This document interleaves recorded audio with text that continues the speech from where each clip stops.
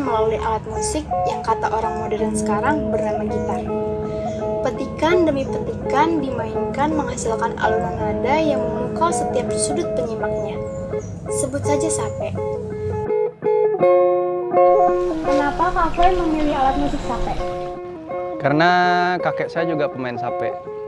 Jadi saya cucunya dari umur 6 tahun itu sudah diajarkan dan sudah diperkenalkan sama sape. Tentunya misalnya kita ada ritual adat.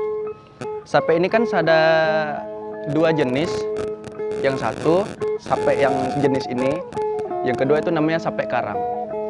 Nah, sape jenis ini itu biasanya kita pakai untuk acara upacara adat, hiburan, penyambutan tamu gitu ya.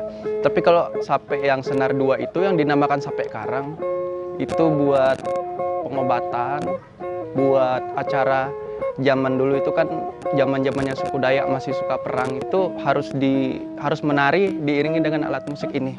Tapi yang senar dua itu namanya sape karang. Syaratnya sih yang paling dasar itu harus bisa memainkan alatnya ya. Dan yang kedua, dia harus tahu dasar dan harus tahu cerita apa nih. Misalnya ya kita penyambutan nih, nggak mungkin kita mainkan alat musik sakral kan gitu. Paling tidak dia tahu ini lagi acara hiburan, misalnya dia harus memainkan musik apa gitu. Nah, contohnya diot itu kan musik hiburan, nari bersama. Jadi setiap acara adat itu kita kan selalu mengundang kampung-kampung. Nah, ketika kampung-kampung itu pada datang ke kampung kita, itu kita sambut dengan menari bersama gitu. Sesuai dengan cara memainkannya, sape dalam bahasa lokal suku Dayak berarti memetik dengan jari. Nama sape sendiri merupakan penyebutan dari Dayak Kenayan dan juga Dayak Kenyah. Sementara bagian suku Dayak lain ada yang menyebutnya sampe dan kecapi.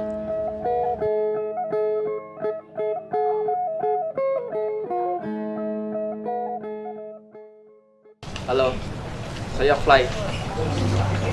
Saya pecinta dan player alat musik tradisional dari Kalimantan Barat. Kita ini sangat kaya akan tradisi dan budaya.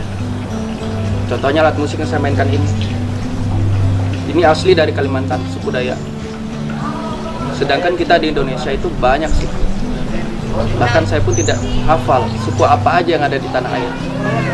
Sampai berkat sape saya bisa berangkat untuk memperkenalkan alat musik ini. Dan orang di luar, contohnya Eropa, Asia, itu sangat kagum dan terkejut melihat alat musik yang ada di tanah air kita.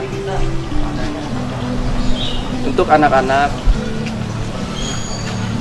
dan bapak-bapak itu, cobalah gali alat musik yang ada di Indonesia.